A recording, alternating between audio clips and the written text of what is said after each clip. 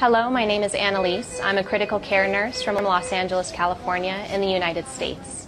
I've been working here at Nasser Hospital in Gaza for the last 5 weeks. Before coming to Gaza, what I had seen on the news had prepared me for possibly war conditions, for shortages, for terrible conditions. But the reality when I got here was much worse than what I had seen on the news.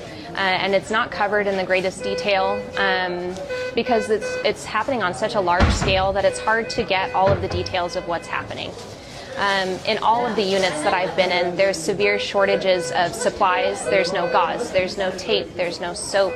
So these patients that are surviving the initial injuries that they're sustaining are then dying from infections because we can't wash them correctly, because we can't keep them covered. There's flies throughout the hospital that we can't protect them from. Just 2 days ago, there was a mass casualty incident. There was 2 in one day. The first one was a bombing of a water distribution area. Right in this room, we received the patients. 5 of the patients were children that had arrived dead. The rest of the patients, there were so many of them that we were just laying them on the floor anywhere that there was space. Within the first 5 to 10 minutes, the entire floor was covered in blood, and we were sliding in it as we were trying to help the patients. And again, there's just not enough doctors, there's not enough nurses to help with injuries on this scale. So as we're wrapping patients' legs and trying to stabilize them for OR, they're dying before we can even intubate them. They're dying before we can even help them breathe.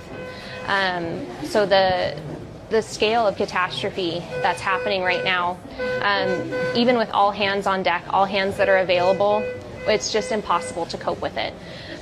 There's just been a systemic dismantling of the healthcare system in Gaza, specifically for this reason, so that Israel can continue attacking people in Palestine and then making it so that we can't help them.